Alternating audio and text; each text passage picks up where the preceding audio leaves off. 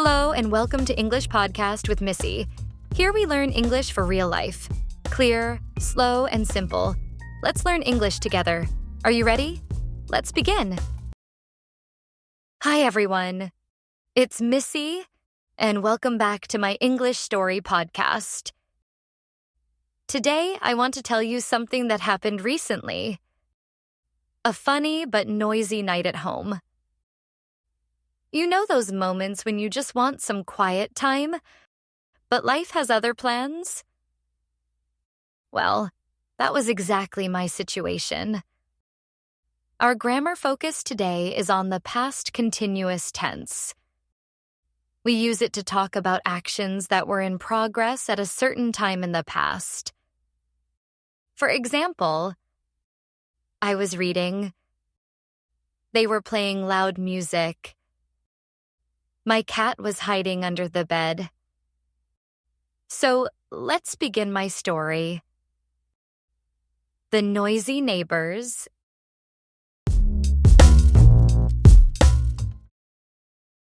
It was Saturday evening, and I was finally having a quiet night at home. I had finished cleaning, made myself a warm cup of tea, and sat on my couch with a soft blanket. I sighed and thought, this is perfect. Outside, the city was calm. I could hear a few cars in the distance and the sound of leaves rustling in the evening breeze. The sun had already gone down, and the soft glow from my lamp made the room feel cozy. I opened my book, a romantic novel I'd been reading for days, and started to read. Everything was peaceful. Until suddenly, boom, boom, boom. The sound of loud music exploded through the wall. My cup of tea shook a little, and Momo, my cat, lifted her head in surprise. At first, I thought it was just a passing car. But then, it continued. The bass was thumping, people were laughing, and someone was shouting, "Let's go!" Oh no. My neighbors were having a party. I took a deep breath and tried to stay calm. I said to myself, "It's fine, Missy. Maybe it'll stop soon," but it didn't. In fact, it got louder. Much louder. While I was reading, they were playing loud music. While I was drinking tea, they were shouting karaoke songs. And while I was trying to relax, they were jumping and dancing like it was New Year's Eve. The walls were shaking and the floor seemed to vibrate with the rhythm. I could even hear the lyrics of the song, an old pop hit from years ago. I sighed again and tried to focus on my book. But the characters in the story were now competing with the DJ next door. My peaceful evening had turned into a concert. I looked at the clock. It was only 8:10 p.m. I thought, okay, maybe they'll finish by 9. But deep down, I knew that was only wishful thinking. Momo jumped off the couch, her tail flicking in irritation. She looked at me as if to say, "Do something." I laughed and whispered, "I know, Momo. I wish I could."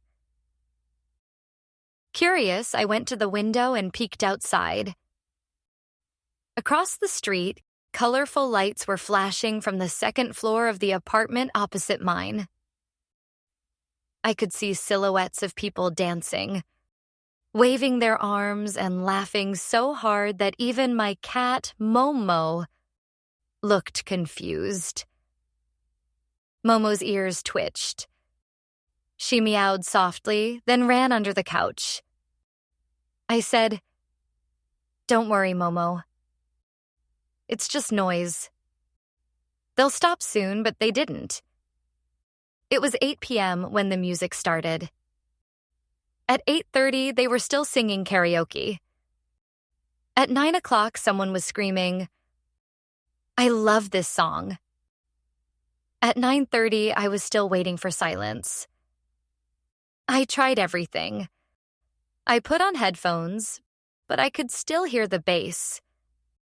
I closed my window, but the sound was shaking the glass. I even tried playing relaxing ocean sounds on YouTube, but it was like mixing the sea with a nightclub. At one point, someone started playing the drums. Actual drums.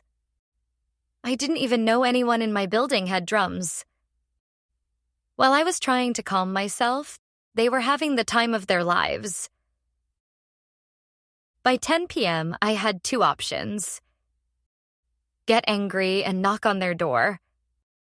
Stay calm and turn this into a funny story later. Guess what I chose? Both. First, I got a little angry. Then, I decided to talk to them politely. I put on a sweater, walked down the hall, and knocked on their door. It opened slightly, and a young man appeared. His hair was messy, his face red from laughter. "Hey there," he said cheerfully. "You want to join the party?" I forced a smile. "Actually, I just wanted to ask if you could lower the volume a little. I was reading, but the music is really loud." He blinked. "Oh, sorry. We didn't realize it was that loud." Behind him, I could see his friends still dancing and singing. He turned back and shouted, "Guys, turn it down a bit." Then he looked at me again and said, "Sorry again, neighbor." I smiled politely. "Thanks. I'd appreciate it." And I walked back to my apartment feeling proud of myself. For a few minutes, the music went quiet. I smiled and thought, finally, peace. I sat down, opened my book again, and took another sip of my tea, which was now cold. The silence felt like a small miracle. I could almost hear my own heartbeat and the gentle ticking of the wall clock. But just 5 minutes later, boom! They turned the music back on. This time, even louder. I laughed out loud. I couldn't believe it. I said to Momo, "Well, Momo, it looks like we're part of the party now." She blinked slowly, clearly unimpressed. She jumped onto the couch, curled up beside me, and covered her face with her paws, as if to say, "Wake me up when it's over." I tried to stay calm. I took a deep breath, stretched, and decided not to let it ruin my night. While I was trying to sleep, they were dancing and laughing. While I was turning off the lights, they were turning them on. While I was closing my eyes, they were opening another bottle of soda. By midnight, I gave up. I put in my earbuds, played calm music, and decided to laugh about it. I imagined myself dancing too, quietly, in my own silly way, just to make the moment lighter. Sometimes life gives you noisy neighbors, and all you can do is smile, accept it, and wait for the next day. The next morning, the neighborhood was silent. Completely silent. The party was clearly over. I walked to my window and saw some of my neighbors cleaning up the mess outside. Balloons, cups, and pizza boxes. I smiled, shook my head, and whispered, "At least someone had fun." I went to make breakfast, humming softly to myself. While they were cleaning the mess, I was making pancakes. While they were sleeping off their tiredness, I was enjoying my coffee in peace.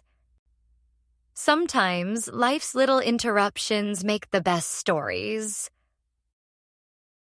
Let's quickly review today's grammar. The past continuous tense. We use it to describe actions that were happening at a specific moment in the past, especially when another action happened. The structure is was, were, plus verb, plus ing. Examples from my story.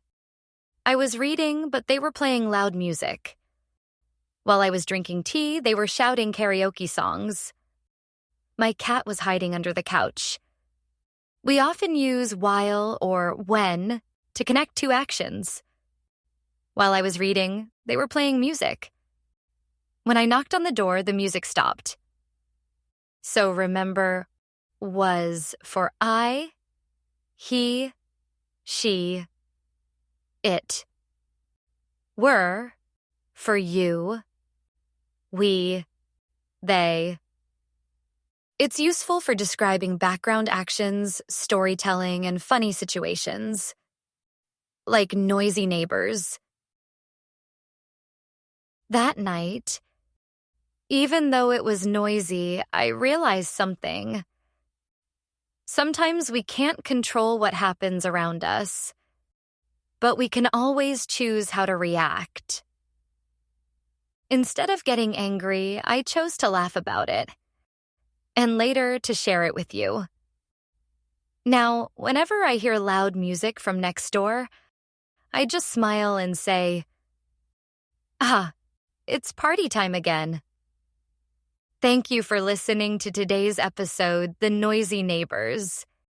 If you enjoyed this story, please like, share, or leave a comment with your answers.